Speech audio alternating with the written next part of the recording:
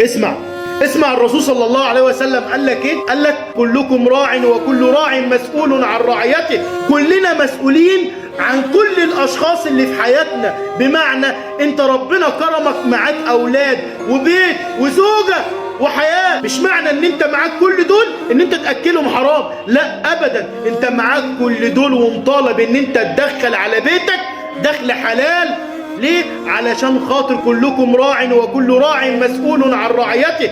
وانت كزوجة مسؤولة ان زوجك، وعرفت ان زوجك بيجيب فلوس حرام. طب هو بيجيب فلوس حرام ليه؟ كلمي معاه، قولي له كده حرام، ما ينفعش تصرف علينا حرام، ما ينفعش تأكل ولادك حرام.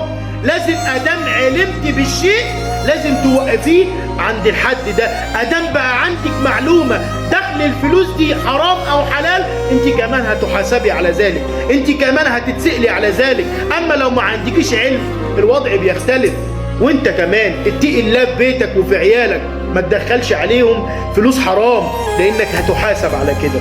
وما تأكلهمش حرام يا سيدي.